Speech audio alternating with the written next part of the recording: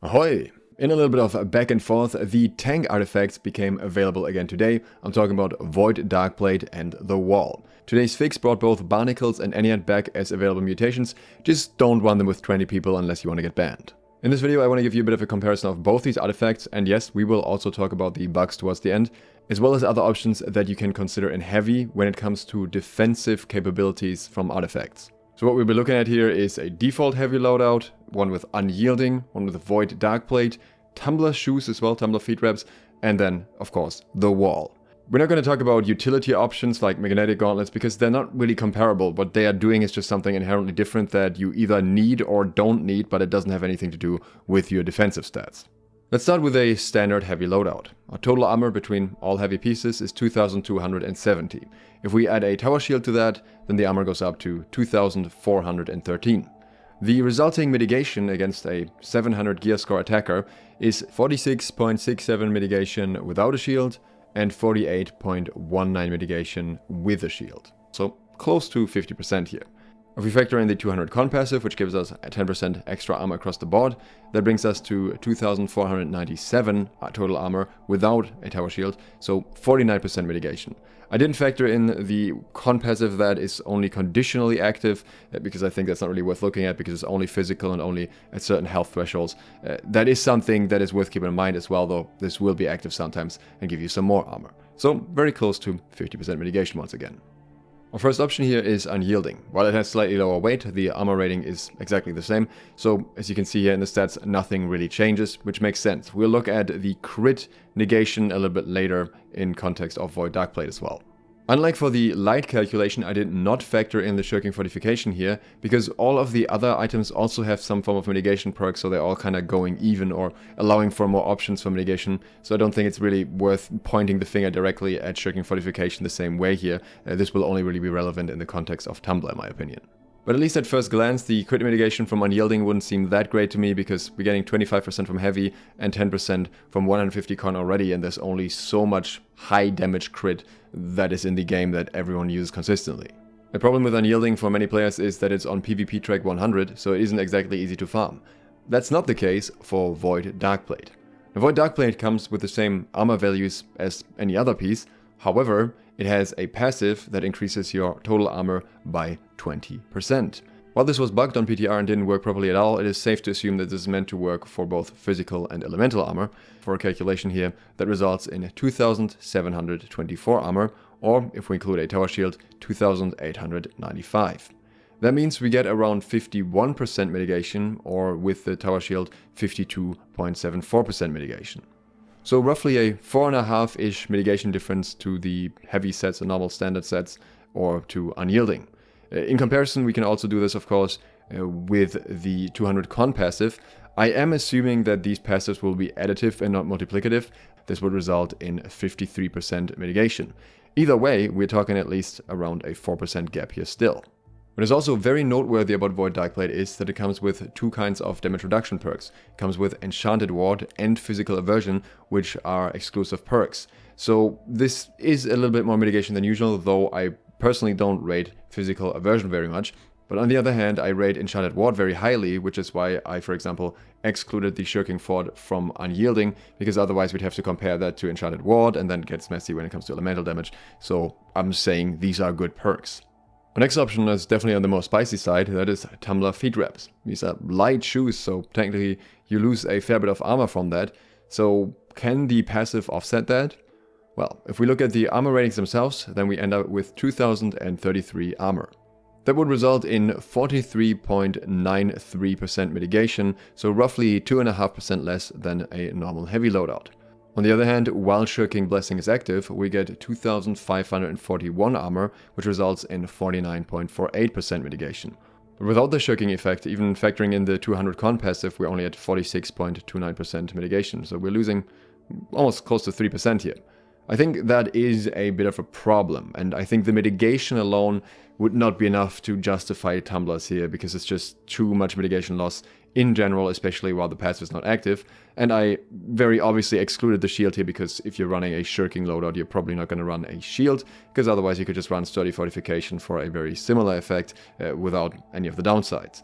What I will say here though is that Tumbler Feetwraps first of all doesn't have the best perks otherwise. It comes with refreshing and physical aversion. Again, I don't rate that highly. And you're probably going to lock health on any of these if you can afford it. So in that regard, they all stay the same. But on the other hand, it obviously comes with the Empower and with the Heal. The heal is 200 plus 2% of your maximum HP. If you have a decent amount of HP, it can be a pretty solid heal, which benefits you more when you're in heavy because the health that you get results in more effective health due to your higher armor values. If you personally want to take the trade-off of being more squishy all the time whenever the shirking effect is not active, is another question, and I leave that up to you. I personally don't think it's worth sacrificing compared to Void Darkplate in this particular scenario, but it can be done, it can be useful, or if you don't have Void Darkplate, it can be worth considering if you like a playstyle that revolves around shirking in general. Our last option here is the Wall, and in terms of normal ammo values, this actually has exactly the same as the default loadout. Nothing unusual here, only that we can't really do the normal default loadout because we can only use the Wall if we're using a tower shield in the first place. So same mitigation here, and we're reaching 50% roughly with the Wall being equipped. So that's pretty good, but that's also not the main mitigation coming from the Wall. Now, when I first recorded this, I thought the Wall was going to be the obvious winner here, but we found out a few things while testing that I'd like to add here kind of last minute. So the Wall's passive does not work as I expected it to work. Chromatic Ward, the elemental part, is currently bugged. I'm assuming that will get fixed soon, so we'll not focus on that. That's a very strong component as well. But the Shield Wall passive in particular is interesting to me. This gives you the 5% base damage reduction, so damage taken, as well as you cannot dodge but have 33% more stamina. So the 5% base damage reduction from Shield Wall is kind of like the shield defense perk on tower shields. So if you compare Void Darkplate with a tower shield and the Wall, then the mitigation while holding a shield would be the same in that regard, rather it would be better on Void Darkplate. However, the mitigation from the Wall stays when you switch to your offhand. So you still have that 5% base damage mitigation while on your offhand. But different from PTR, you can no longer dodge when switching to your offhand either. You get the extra mitigation, but you are never able to dodge, which I think is a very significant downside, because even in heavy there are situations where you may need to dodge certain incoming attacks, especially strong CC like a Graph Well. So while I believe that the Wall has use cases in PvE especially, as well as in PvP if you're just a point tank for example, I think they are much more niche than they initially were compared to the Void Darkplate that's just a very safe all-rounder that always gives you more mitigation and still allows you to dodge. So the next thing here will be very important for heavy bruiser builds that don't use tower shields, for example the ones that use kite shields for flail or the ones that don't use a shield at all, as well as tanks that still like to be able to dodge. We're going to compare Void Darkplate and Unyielding. So again, here are factors for base crit mitigation. We get 25% from heavy and 10% from 150 con, and on top of that Unyielding gets another 20%. Much like with the other calculation, I'm going to oversimplify this a little bit. This is slightly bad math because it, for example, doesn't include gems, but it gives us an overall idea of how the crit itself will be reduced. So if we're using Void Darkplate and we assume the 200 con passive and we take 1000 raw damage, that gets mitigated down to 467.8. On the other hand, with Unyielding, where we have slightly less mitigation, this would get reduced down to 509.5. In other words, on a normal 1k hit, we take 42 more damage with Unyielding, quite a fair bit. If we're getting hit by a crit with a 1.4 multiplier, which is already towards the higher end, that would result in 491 damage taken with the Void Darkplate and 509 damage with Unyielding. So this would still be 18 damage lower with Void Darkplate. At this point we have 5% less crit reduction with Void Darkplate, but it doesn't really matter that much because we just have more mitigation in general. If we go up to a 1.5 crit, which is something that, for example, a Fire Staff can reach with all the right passives and everything, then this would result in 538 damage taken with the Void Darkplate and 509.5 damage taken with Unyielding. So in this scenario, you would roughly take 29 damage more with Void Darkplate. Considering not every hit is a crit and not nearly every crit is at a 1.5 multiplier, many are much lower than that, I would not invest into Unyielding in heavy. In my opinion, Void Darkplate just gives you much more overall consistent mitigation, and it's just a few niche cases where Unyielding will be better, and I don't think they are consistent enough to justify that choice.